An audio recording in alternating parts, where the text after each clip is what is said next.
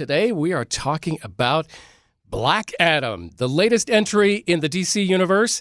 We're also going to answer the big question.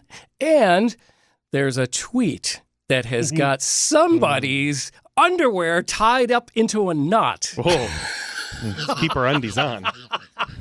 It's not that kind of podcast. Black Adam has come to the screens. Dwayne "The Rock" Johnson plays Teth Adam, who was given the power of the Egyptian gods to save the world from evil 5,000 years ago, but was quickly trapped and entombed since.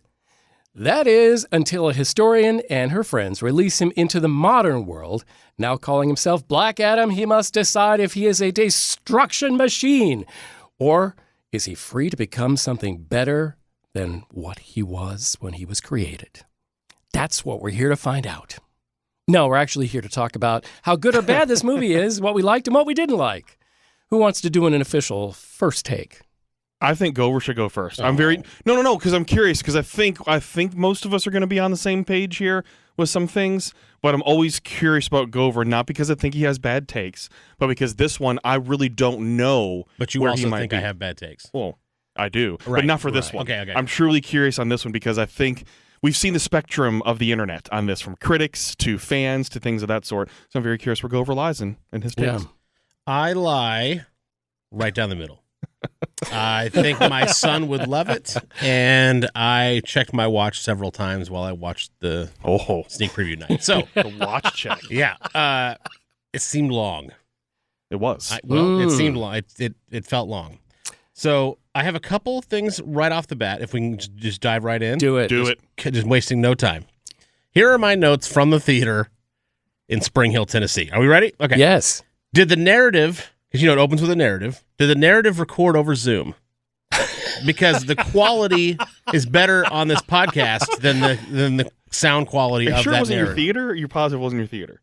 Guaranteed. Okay, just making sure. I mean, I didn't see it in Dolby or Because I mean, anything. you weren't in like reserve seating and somebody sat like right next to you. No. Oh no. Well, I do have a story about somebody who had the whole theater to sit in and decided to sit 2 seats away from me, which I thought was a little ridiculous. But that's not why. Okay, just making sure. No. The You should be flattered. the They just sound wanted to qual- be near you, in your aura. Well, here's the best part. This tangent. They were wearing a mask. All right, they, that's so creepy. they were upset, or not upset. They were concerned about COVID, clearly, Okay. but were wearing a mask. Oh, but okay. also chose to sit 2 seats next to me when they had the entire theater to sit in. There does seem to be some contradictory things going on there. When you said mask, I thought Halloween mask for a second. Oh no. And I'm thinking, oh, He's wearing a rock good Lord. mask. Yeah. No, it was definitely I don't know what the mask said because I didn't want to look at them. Okay, but that's my personal experience in the film. That has nothing to do with what I was saying. The sound quality of the narrator is obnoxiously bad. It sounds like they gave a kid a script at home. He opened up Zoom, recorded it on whatever mic he had, and then sent in the MP3, and that's what they used for the final product, which is embarrassing if you're DC. Okay? Can I Before add I on to move that? on, I Can would add on love to any that? feedback. I was on to say, this. the two of you are going to pick up on the audio things, if anybody. Okay. I did not pick up on that audio because I was too concerned with the video I was seeing. Because during this long exposition of narration, That's my next note. it looked like a cutscene from a video game from about 2008. See where this is going. It folks. was just, I don't know. Should we just get to scores because Yeah, No. I have to say. I'm just kidding. it was brutally long, and it did look and sound like it was not for a movie. right. So my next note was holy juxtaposition Batman. no relevant. Just kidding. The score was too loud. It drowned out a lot of the dialogue for me in intense parts, not the whole time, but at intense parts, it was like they made an effort to have this great score, and then the dialogue got lost in it. And I missed what each emerging superhero did, meaning when they were introducing themselves to each other, and of course by way of each other, the audience. Right. There are these new superheroes that I'd never heard of. What was Tornado? What was the Cyclone, and the other, and the basically Atom the Smasher? right, the Ant-Man of DC. Right. Yeah. So when he was like, "Oh, I never met you before. What's your name? Blah blah blah. What do you do? I do this." And then, "Oh, I do this." I lost what was said because the score was so loud. Okay, and then my last critique is The Rock's character, Black Adam, speaks his native language in the beginning. A great setup, other than the juxtaposition. He speaks his native language in the beginning. He wakes up after 5,000 years and speaks perfect English. Yes. Home run Gover. What Yes. in the hell is that about? And not only does he... There was so much... hold on, wait a second. Hold on one yeah. second. I just want to say that there was so much dialogue trying desperately to tell the audience what was going on. They couldn't fit one line about how he all of a sudden could speak English. They could have fixed that. Believable or not, they could have fixed it or at least addressed Just explained it. Just given a quick explanation. And they did not He do picks that. it up like a robot. Right. Yeah. His he absorbs superhero whatever it powers is allows soaks him it in. to... Yeah. of every time he visits or whatever. Yeah. But no, I mean, like they had to explain sarcasm to him. Like, so they're reinforcing that he doesn't know Yes. what the current language does, yet he speaks it perfectly. So, yes. Yes. We can move on now. Those are my notes from the theater. Okay. Anything? You'll notice there was nothing good on here. I was about to say, was there anything positive that you brought out? Yeah. Okay. So I thought that all these aside, I thought The Rock did fine. He didn't And bother me as an actor. He's pretty likable. He's a very likable Not a lot guy. of reach. Mhm. Okay. I mean, clearly, but I still think he, for what the character was. Okay, I accept that. Gover's digging here. No, it was so negative based. I couldn't. I didn't like. Did somebody at Craft Services make a good sandwich? I don't know. Yeah, I mean, maybe the catering on set was spectacular. I don't really know. Maybe DC put all their budget in there and not the narration early on. That's it for now. If I come up with anything else, I'll let you know. Justin Bradford, first take. He was Black clearly Adam. chomping at the bit to get in on this conversation. But I appreciate what Gover had to say, and I'll go Mark it down in history. I'll want to add on to the language thing. And this isn't not my first note, but I might as well continue to build upon what Gover said. Overall, it's a decent popcorn flick. Yes. If you go in with it trying to be on its own and you just want to enjoy an action movie, I think it's fine. The CGI is better than what I've seen Marvel put out here lately, too. It looks like they spent time on that. Granted, they don't have the pressure of Marvel to put out so much content right now either. It's amazing what can happen when you have capacity. Right? The I mean, visual effects. when She-Hulk, addresses that in their finale, Which is awesome. then there's something like, yeah, well, we know. But in terms of... As a viewer, I appreciated that. Yeah. Oh, yeah. Yeah. And you could go to Deadpool 2, where he's like, I'm in the X-Men house, but I only get two Right, I only characters. get two, you know what I right? mean? Yeah. What's the budget for this? Yeah. Yeah. Openly So- acknowledging it. With The Rock's character, Teth Adam, all of a sudden being able to speak perfect English. And not just speak perfect English, but speak it with an American accent. Mm-hmm. When everyone around him is speaking in an accent of Kandak, which we would assume is somewhere in the Middle East, potentially Egypt, in that vicinity of the world. Can I break in for 1 second and just say that this goes back to your point, I believe, on a couple episodes ago, where you had mentioned something about how Wakanda is a made-up country, but why do the writers do that and not just pick a country like Kenya or whatever? And we explained it's because it helps the audience get halfway there without saying anything, without having to explain more. So I took it as the same exact type of thing. I had no problem with that. You had no problem with there being an American accent? No. I had no problem with the being a Kandak with kind of a generic. Oh, yeah. Middle Eastern country. That's totally fine. Totally I mean, fine with that. These worlds, the comic books are building their own universes Yeah. and everything, too. Totally understand that. 100% okay. So, The Rock is speaking with an American accent right off the bat. You bring up, boy, oh boy, what a great point that Gover has in bringing up Wakanda. Because in Black Panther, Chadwick Boseman made it a point to make sure that those from Wakanda were speaking with a proper accent to represent where they would be in the world. That's big. Him as well, because he's obviously not from Africa. He directly is not. His descendants are. Sure. He's not. But he took it upon himself to make sure the representation was there in the movie because they were concerned, quote unquote, that people would not be able to understand it. And he's like, no, this is representation. This is important for the character, for building this world. Here, we have Dwayne The Rock Johnson, who I enjoy his movies. I just do. I can turn my mind off. I enjoy Jungle Cruise. You do? I enjoy, yes. Okay. I enjoy Jumanji. I enjoy them just for what they are, which is just a fun movie. I'm not looking too deep into them.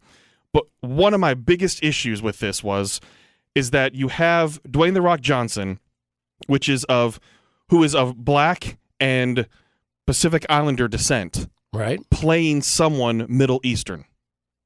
Okay.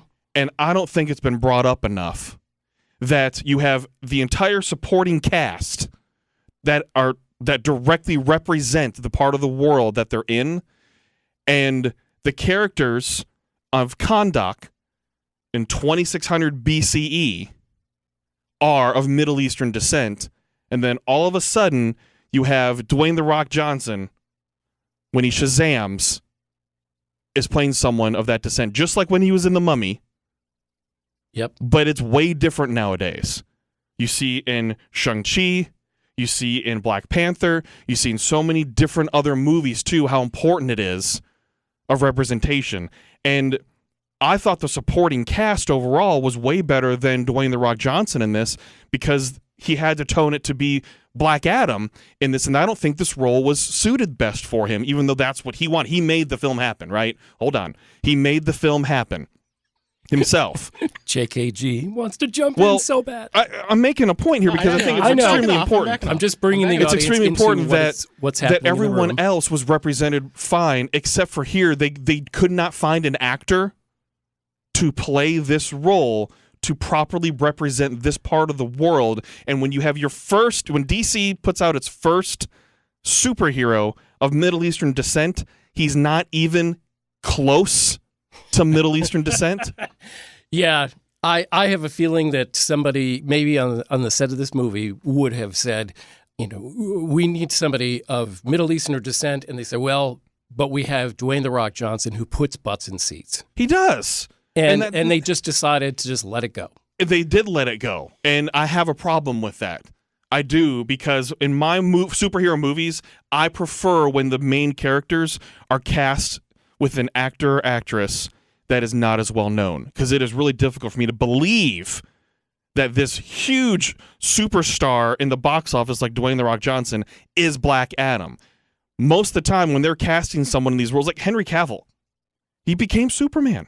The Rock is typecast. I liked him in Mission Impossible better, but well, but he was believable too, because he changed the way his look was, right? Yeah. But Dwayne The Rock Johnson is typecast in a certain type of role where it's action, he's funny, he has great comedic timing, which we didn't see any of that really in here because that wasn't the role that he was supposed to be playing. That's why I liked the Atom Smasher role. I liked Dr. Fate. I liked the supporting cast, even though we didn't get a backstory, like we couldn't even hear, like Gover said, what they were doing and who they were and everything. I liked them as supporting cast. Dwayne The Rock Johnson was the weakest link in this movie for me. Whoa. In terms of the actors. Whoa. Didn't expect that. He was, because I could not turn off that's The Rock. Even aside from the teenager that was freaking annoying, doing annoying teenager stuff, I couldn't turn it off in my head that it was still The Rock there. And I just did not like that part. Now, before I go on to my next point, yes. I have very few points. That was my big one. Go over. My moment has passed. Are you sure? Yeah, you said you liked this. Now, see, I'm going to piece it together like a bad comic. You said that that you preferred the supporting cast. They were better in this. And I was going to say the kids sucked. I was going to say that. That's all you had to say? Yeah, but I couldn't find a moment of silence to just all that? squeak it in. Yeah. Of all that. Regular listeners of this podcast will say, gee, that kid actor was terrible is a very common phrase with Jeremy Gover. So thank you for being Jurassic Park. You were so on brand with that. So the Sorry, I just didn't like it. The use of slow motion in this film was overused just the same way as J.J. Abrams used lens flare in the Star Trek trilogy. So much slow motion for the sake of the action, which I like the action sequences. They're fine enough. They're okay, but every time it's like throwing a punch. Shoo! Okay, but and then slow motion. Can I ask a question? This is a real question. I'm not being a jackwagon. Were you set up for that opinion because it was more at the beginning? No, more no. at the beginning. There was some slow motion showing that he could do certain things and all that. No, because even in the rest of the action sequences, there's still slow motion things. Like when they were taking down the demon, there's still lots of slow motion. Okay, that's fair. I just didn't know on. because of the excess early on. I thought. I mean, and I had to digest the film more before I was like, man, that was a lot of slow motion. There was a lot of slow motion in there. And like, just like with Star Trek, I didn't really realize all the lens flare until I start watching again. Like, why am I squinting? You're watching a movie. It's JJ, stop it.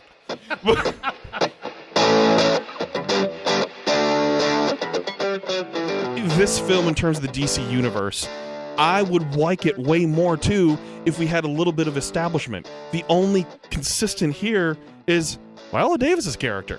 That's the only short, small, consistent that we're seeing in these things, aside from the cameo in the mid-credit scene. But all of a sudden, the Justice Society just exists, and here's what they do. There was no explanation in that because they haven't done a good job of world building at all. And yes, I'm a Marvel fanboy. Write it on my page, whatever. But I appreciate world building and taking just a couple minutes to explain these characters and what they do and why the Justice Society stands for this would help a little bit. While it seemed long, I just wanted more of it than just a boop. It was like pop-up video, and all of a sudden, Justice Society is there, and they don't kill people, because heroes don't. Right? A little bit of explanation, and all of a sudden you have Atom Smasher and... A lot of explanation about everything else. Yes, I would say that if they had removed all of the extraneous narrations, and about 6 times in the movie they stop to read about 5 paragraphs of nonsense that by the time they're done with that little piece of narration exposition, I have lost track of what's going on. That's correct. I absolutely couldn't believe this whole movie. And if you don't mind, I'm going to transition into my take. They threw the kitchen sink at this film and said, we're going to throw everything in this movie and hope to God it sticks. But it definitely felt like a repeating pattern where we'd say, okay, we're going to have a long narration exposition over video. And then we're going to have a fight sequence. And then we're going to throw in a little James Gunn Guardian of the Galaxy comedic moment that's definitely going to have some pop music in it and maybe a couple of jokes, and we're going to smirk, and then it's going to get super serious. And then we're going to have another, and then just repeat that, we're going to have another long blah, blah, blah of whatever you're supposed to know. But it's so long that you've lost track of what they're even talking about. This movie was like Twitter. It had 140 characters, and I found it very hard to follow. It's just very difficult because they didn't know what to pull away from this movie to make it a good movie. It was just, there were so many double crosses that I'm sitting there thinking, okay, when you have a double cross, that's an interesting plot twist in a film. Somebody you thought was going to be a good guy is a bad guy, or vice versa. Then they double cross again and go back to the original thing, and then they double cross again. And I felt each character had at least 8 double crosses where they changed their allegiances, positions. That, like, I don't know, if you have a double cross and that's 2, and they double cross again, that's 4. There were so many double crosses. We're reaching numbers that approach the speed of light that I couldn't. It was way too much. Jim, with the haircut they gave Ishmael, which is the stereotypical Middle Eastern haircut, you knew he was going to double cross. They just gave him the villain haircut. They did give him the villain because that is not a haircut used nowadays. True. Like, I would say that was the least surprising double cross. I've read so many reviews on that too. It's like, come on, try. Just like in so many of these other movies when they're just stereotyping the Middle East. What are you doing? Stop it. Okay, the overwhelming sentiment that I'm hearing here is that the writers, and by way of the writers, we can go ahead and throw, at least for now, throw the DC, what are they calling it? DCEU? Is that what they're calling it? Yeah. Okay. Way to get away with MCU is close enough. It's too close. You can't say DCU to MCU. Okay. So DCEU is laziness. Yeah. They had they were lazy in the sense that The Rock supposedly, at least according to the pre-ad roll that we see when you go to theaters, and there's like a 10-minute, oh, you're here to watch Screen Vision or some garbage that nobody pays attention to. That's always not the right dimensions of the screen. They formatted it for a tube television. Yes. Yeah. 4x3. The Rock said that he has been working on this for 10 years and he gave it his everything and like all this stuff, right? But if he was involved with the project under any circumstances for 10 years, they were lazy in the sense that they gave him the project and not somebody who is of Middle Eastern descent. That's number one. Although I can kind of give it a pass, unlike you, Bradford, because if he's attached to the project and he's going to produce it and all this other stuff, okay. I don't know if the movie gets made. No, if it the Rock, does. No, correct, right, right. So yeah. I'll let that one slide. But my point is that then you have the writing, which is what's lazy writing, trying to get the audience up to speed by having a narration at the beginning, trying to explain everything. But it went on for like 8 minutes. It wasn't like it was a 2-minute explanation and then some visuals. It was like 8 minutes, if not more, of just marathon narration of bad felt quality. Like a film strip in 6th grade. Yeah. Telling me about mitosis. Right. So it was brutal. That's lazy. And then when you had your point just now about how it seems like, there's this plot twist and there's another double crossing again, and they're double crossing again. And so now you have that's lazy writing.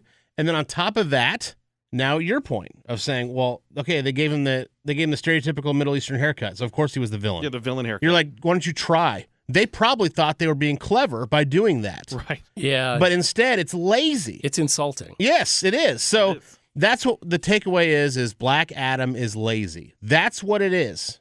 That's the takeaway I'm hearing. They worked on this for so long. Of course it didn't have to be, but that's what it is. But you have pretty good star power in there, good characters to build on. Here's the thing. DC has tremendous characters that they could build on. And this just shows how awful DC is run when it comes to making movies. I agree. They have better depth of characters than Marvel. They do. There's no question. Better depth of characters. When you think of how deep Batman, Superman, so many of these other characters can be compared to Marvel, but they keep screwing the pooch. In 2008, I'm picking that year specifically. In 2008, if you just say, can you name 3 Marvel characters, my answer would have been no.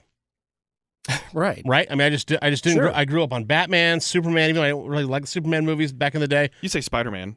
That's about but I would have guessed that he was. I would have guessed. Right. I would have known. Right. That would have been the one. Right. Right. But Batman, Superman, Wonder Woman. These are all DC characters. Sure. That are top of the mind. Right. That it wouldn't even have been a contest. Yeah. But when Iron Man drops, and it's so good, we'll leave the Hulk out of it. It was so good. It was it was like a reintroduction. Okay, this is Marvel. Oh, that's kind of cool. And the next thing you know, they've got a 30-film/TV show saga. It was a paradigm shift. That is unbelievable. And now I know who Quicksilver is. I mean, I'm just naming a random character. Like, I know who that is now because of the MCU. So you didn't watch the 90s cartoon? No. X-Men? No. Okay. No.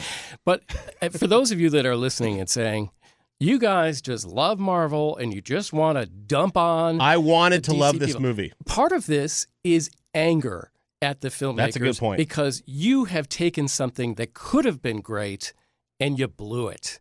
And anybody who is a fan of these characters before they make these movies should also be mad that they have not taken what you love and given them a proper movie treatment.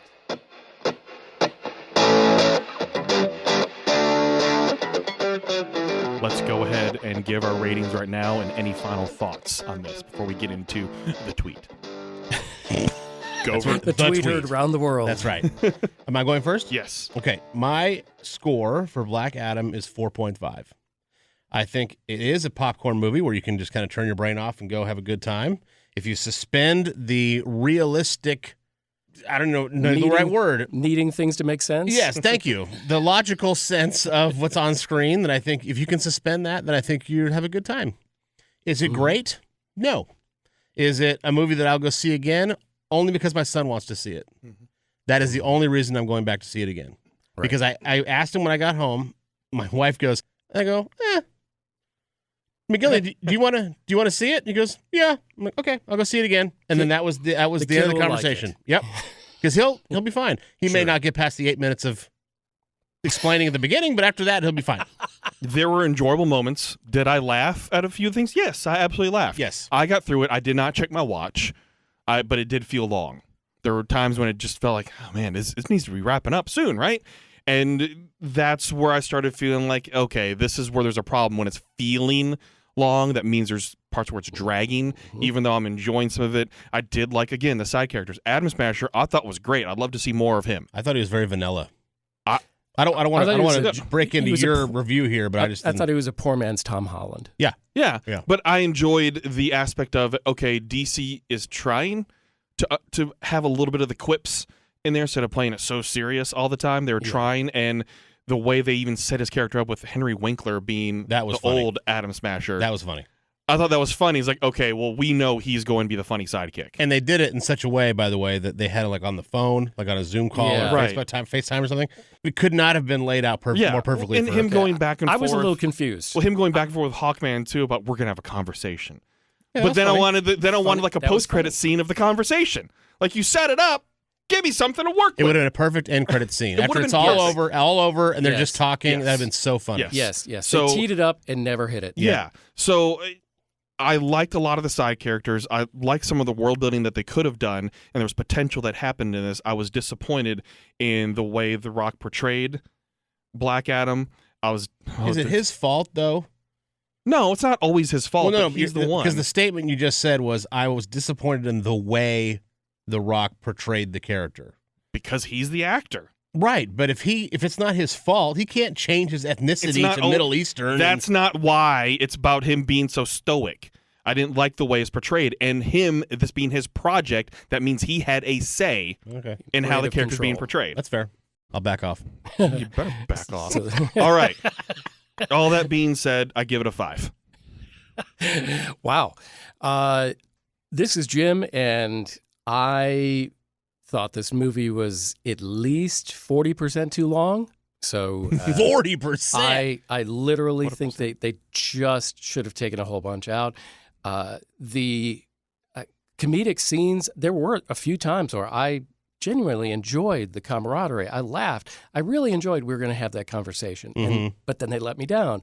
And then there was other times where they were not trying to be funny. There was at least 5 unintentionally funny lines of dialogue, and at least once or twice I laughed out loud in the theater because, involuntarily, that was just the corniest, silliest thing I've ever heard. Okay?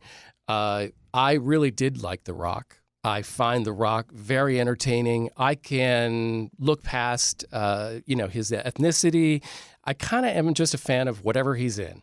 He's a very charismatic, likable guy. I can't believe I'm in a room full of Rock lovers. So, I don't call me a lover.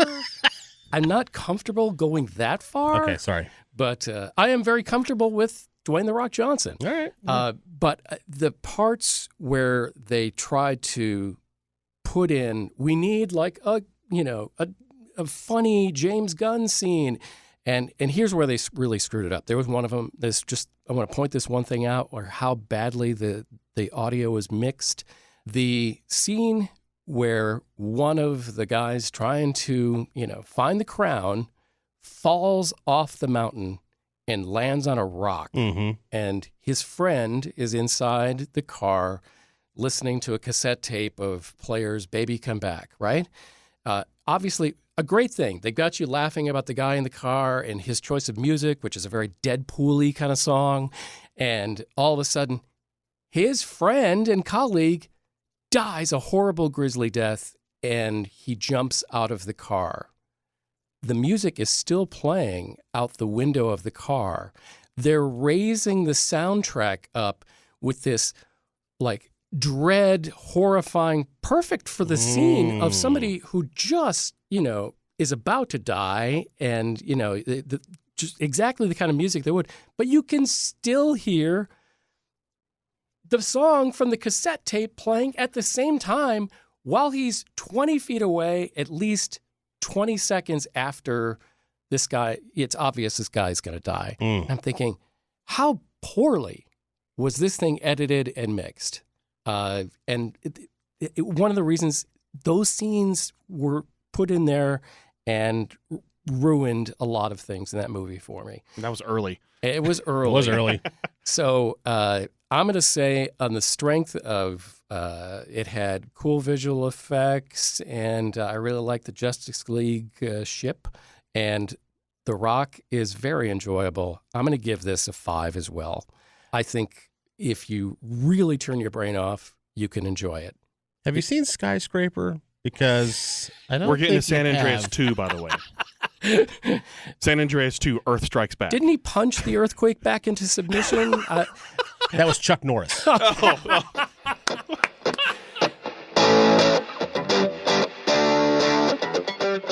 Thank you for putting up with our rants on this. We now want to rant about something else. Let's pivot to the tweet. Okay, so you probably saw it from our account or you've seen it on Twitter, and I'll just read it. This comes from @ComicsExplained. I feel like the critics who gave Black Adam low scores are the kind of people who sit around drinking wine while listening to fancy music and saying that movies are art. You feel like he personally took a shot at you right there? Do you drink wine and listen to fancy music? Sometimes. You do, really? Sometimes. I didn't take you for a sideways Where did guy. I used to work? At a symphony. Oh, that's a good point. That's a good point. It's been so long I forgot. Okay. First of all, let's just Pre-COVID. let's just take the overhanging thing here. Are movies art? Yes. Are they not? Art doesn't have to be good art. Not all art is good. That's true. All art's subjective. But are movies art, fellas? Yes, they are. I agree. Like, you don't have to enjoy it. You don't have to like it. You don't even have to appreciate it. We were just putting it in the category that movies are art. So this dippy dude has to attack people because he's some DC fanboy out here, because the next one is hot take: if you dislike Black Adam, you are wrong. But he's attacking people that think movies are art and listening to fancy music. So I'm assuming that his take of fancy music is anything classical. You do realize that, like, movie scores are classical music Right. performed by an orchestra, and Which is in and of its own way art. yeah. So Right. if you don't like fancy music, then you're saying you don't like any of the movie music behind your favorite superhero movies, because typically the music is a huge part of a lot of these. Like anything we've seen, Batman, Superman, stuff like that. We know the music. We know the themes to these things. So he's attacking that, and then attacking people that didn't like it but talk about art. So attacking us, attacking anybody that likes film, enjoys film, Or disagrees. or disagrees even. So, like, what in the world kind of attention-grabbing BS, because we're talking about it, so it's working, brother, is he doing by saying listening to fantasy music, talking about movies being art? That's the thing that pisses me off the most about this. You have some DC fanboy that just expects everyone to like Black Adam. We obviously didn't enjoy it as much as he did, because he's probably there trying to wipe one off. Can I? I gotta set the scene visually again. During that last outburst from Justin Bradford, JKG is standing there with his hand in the air like he's in class. Teacher, I have something. I What would like quip to does say." Gover have now? No quip. Okay, I just want to play devil's advocate for 5 seconds. Oh, man. No. I have just. It's a question for the room. Okay. Okay. And as a listener, you are in the room. Okay. Did he mean art like snooty? Like the extreme of art, Like there's two kinds people, of movies? No. Or- Well, kind of like for those who think movies are art, meaning like artsy. Like, He's obviously attacking any critic. I understand that. I'm simply asking: was his intention of the word art? I don't care what his intention was. If he had an intention, he would explain himself better. I'm trying to help you out here, dude. If he had intention behind this, he would explain himself better instead of attacking anybody who may dislike something, or like classical music, or like wine, or all three together. It's freaking art. That's the whole thing about this that pisses me off the most, is that he says movies aren't art. Dude has 60,000 followers, talks about comics. Does he really? Yes. Talks about comic and geek culture for 25 plus years and says, I'll make you comic book expert. Obviously, he watches movies. So he's saying that movies are not art when obviously he appreciates pop culture. What kind of BS is that if you can't consider movie art? I thought he was just tweeting from his mom's basement with like 80 followers. He probably Well, is. yeah. Not I'm with sure. 60,000 followers, he's not. If he says, movies are not art, is he not casting a dark shadow on this movie and the movies he claims to love?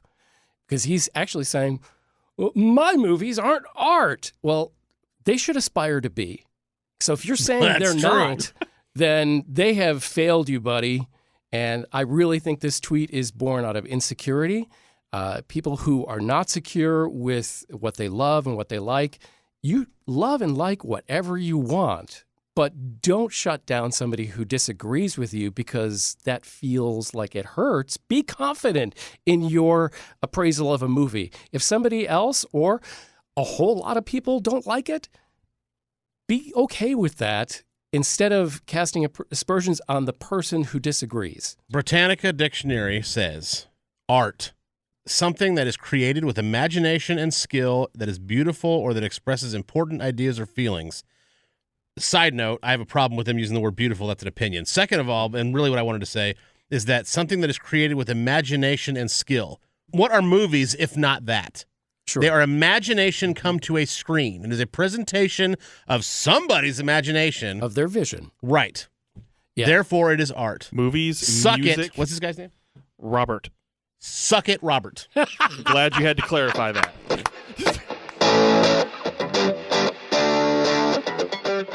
We've said all that. We've had a pretty intense episode. And so let's have a little more fun with our question of the week.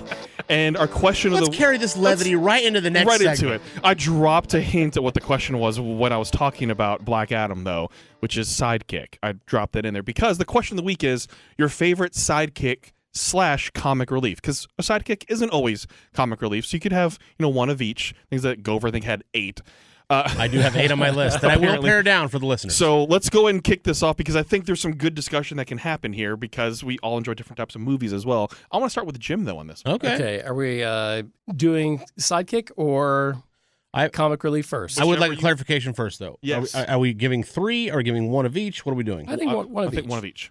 Oh, great. Okay, go ahead. I'm going to go down to sidekick. 2. And for some reason, I just I got a little weird on this one, and I started thinking about sidekicks that don't say anything. Oh. Okay. And I didn't end up picking one, but I thought of a few. I'm thinking Silent Bob is a good one. Okay. Okay, yep. But I went to somebody who speaks few words, but when they speak them, they're great. So I'm going with Pedro from Napoleon Dynamite. Excellent choice, That sir. is a great choice. Okay. When he speaks, it's funny, it's important, it means something. He is exactly the kind of friend everybody wants to have. Napoleon's weird. He accepts all of it. And he even supports his friend and brings his community, the people in his family together, like all of a sudden, they're driving Napoleon to the dance because he doesn't have a vehicle. I mean, like Pedro is everybody's best hype man in the quietest way. I like that a lot. I am a fan of your choice, sir. Thank you. Bradford, why don't you go second? Okay. I need more time to pare down my 8 to 2. Like, what world do you think we'd want to hear all 8? I knew you didn't want to hear all 8. Then why are you complaining? I have to have a list. So I I can made 8. Nobody wanted to hear 8, but I still made it. I'm going to complain about it. the Patreon supporters will hear all 8. Pay Patreon. $10 extra a month. And You can hear my full you opinion. can get the other 7. So my first one, I'll do sidekick before I do comic relief sidekick. Favorite sidekick, and this is at the top of a lot of people's list, but I just rewatched the trilogy recently because of Rings of Power, and it's Samwise Gamgee. Okay. His favorite All right. sidekick. Yeah. I mean, there's devotion there. Devotion to what needs to happen, understanding that even when Frodo has the ring bearing down on him and kicks him away and pushes him to the curb, that he's still there to support his friend, to make sure that everything's achieved, to have water, to give up his water, to food, everything like that, to make sure the goal is achieved to get the ring to Mount Doom. Yep. Samwise Gamgee is like the ultimate sidekick that shows love to his friend, and I love it. I cannot argue with that, but I will because it's not on my list at all. At all? No. Of all 8? Nope. You have Samwise Gamgee? No. Okay, go ahead. My side is that we're doing sidekick, Yep, right? sidekick. Sidekick is K2SO from Rogue One. Oh, I love it. Oh, you I love it. stole one of mine. Did I? Yeah, that's okay. One of your 12 or whatever. That was gonna be my comic relief. Yeah. But that's okay. Because K2SO is more than comic relief, although he definitely provides that. 1, he pilots the ship. 2, he keeps the characters honest throughout the whole film. And 3, he covers, even though he's a droid, he covers for his rebel friends. And then at the end, of course, spoiler alert, if you haven't seen Rogue One, he dies for the cause. He gives his life. That's whatever that pretty is. spectacular. Gives his circuits. Yeah, and So- I'm not going to pick a different one. I'm just going to Sure, go right come ahead. in and just like support you on that one. Alan Tudyk, the voice actor, he is comedically brilliant. I think he's a genius in so many ways. Comedy is hard, and a lot of that movie, watching a lot of behind the scenes stuff, Alan Tudyk did a lot of improvisation with the voice of K2SO and what he says, and they used a lot of it. And so I got to say yes, and bravo to Alan Tudyk for taking that role and making it the Alan Tudyk-iest he could make it. And bravo to Alan Tudyk for what he did with Hey Hey as a chicken, we could really understand what a chicken was thinking in Moana. Nice segue. Not how many voice actors can pull that off? Like a chicken that doesn't say any words, it is just bagawking around, and you can understand what the chicken's thinking based on the bagawk. What he's thinking, what his emotions are. Yeah. I mean, everything. That takes talent. Alan Tudyk is fantastic. Nice Okay, I'll go ahead and go into my comic Please relief. do. My favorite comic relief sidekick is Genie from Aladdin. That Okay. one is on my list. So. Okay. Yeah. Okay. Just because we have to make the distinction. Is it Will Smith or is it Robin Williams? Jimothy. Just in case. If you think it's Will Smith, you can get out of this room right now. I didn't mind that movie, but let's be real, okay? It's an insult to the late Robin Williams. Yes. I mean, grew up obviously with that, but just what Robin Williams is able to do with that character. But it's not just always comic relief, especially by the end when Genie is supposed to be freed. You feel for the Genie. You have an emotional connection to Genie as well. And that's what makes it such a great character, is that while it makes you laugh so much throughout the whole film, you feel emotionally tied to him having his freedom. And then if you watch all the cartoons and all the other ones after that, he's free and he still stays. And yay, Genie! Well, isn't it great when a comic sidekick gives you all the laughs throughout the movie, but then brings something special in at the end? Yes. And you can find that in so many places. That's where the great ones come in. We just talked about it a few episodes ago when we were talking about Bridesmaids. Melissa McCarthy gives you so many laughs, but then she's the voice of reason who snaps her out of her funk at the end of the movie with wise words. Melissa McCarthy also on my list, by the way, for Bridesmaids. So thank you for mentioning that. It's one less thing I have to talk about. My answer is Trent, Vince Vaughn's character in Swingers. Okay. I love Swingers. It's not a good movie, but it's You're gonna so have to tell fun. me because I don't even remember Swingers. Okay. It was so long ago, I don't even remember Okay, Trent. you Tell should me about you it. should dedicate 80 minutes because it's a pretty short movie and watch it again. It's pretty great. Again, not the movie. The art is not great, but it's fun. That's a callback. It is a callback. It's a callback in the business, folks. Trent is the best friend of Mikey, who is the lead character, Jon Favreau, lead character, and they're best friends. And Trent is like like in high school when you have like this really good-looking friend who always got all the attention from the girls or the boys or whatever your classification is, and you didn't get scraps, but it was pretty clear that this really good friend over here is going to get the top pickings, right? That's what Trent is to Mikey, okay? And he's a tall drink of water. He says it it's in the dialogue. Tall drink of water. Mikey goes through a breakup. Mikey goes through a breakup, and Trent tries to do the only thing he knows how to do, which is get Mikey a girl so he can get over his breakup. That's the entire premise of the movie, and he fails miserably. But I think my point is everybody wants a friend like that. Yeah. Who, yes, they're kind of one-dimensional, maybe two-dimensional on a good day, but they're really one-dimensional, but they're hilarious. You can have you feel like you're friends with them from the beginning. There's a natural chemistry there, and then at the end of the day, they've got your back, right? Yep. That's what you want out of a friend. And Trent is the best friend on screen. So Excellent. Trent from Swingers.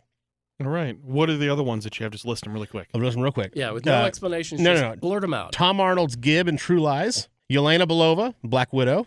Kenny Fisher, Seth Green's character in Can't Hardly Wait. Oh, wow. Which I very, very much wanted to pick, but I was like, well, if we're only getting one, I can't not do Trent. Like, that's the... Yeah. And then my last one is from The Muppets. It's Pepe the King Prawn. Oh, man. Bill Beretta voices him. I just love him because everything he ends everything with okay. That's how he ends okay with everything, but it's not a question. But he still ends at everything. I gotta go okay. It's freaking hilarious. Talk about a character who doesn't say much. Like he's almost never on screen, but when he is, it's just, I mean, it just packs a punch every time. Pepe's the new Rizzo because of reasons. Right.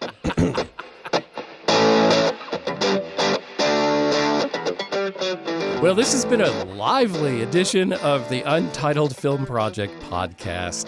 I am Jim Chandler on Twitter and Instagram. Jim Chandler 1075 is how you find me, along with Robert. You can find me at Justin B. Bradford.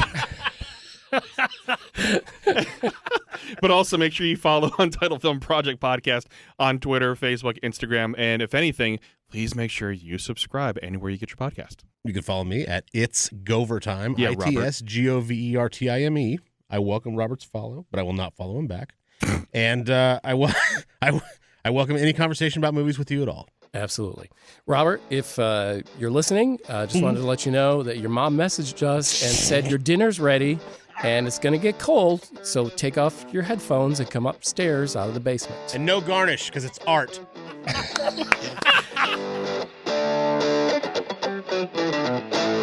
Thank you for listening to the Untitled Film Project Podcast. To support the show, please rate, review, follow, and subscribe. Original music by Jeremy Schwartz. Special thanks to the Music City Film Critics Association. Editing and post-production by Jeremy K. Gover. Voiceover by Chad Bennett. The Untitled Film Project Podcast is presented in cooperation with iHeartRadio.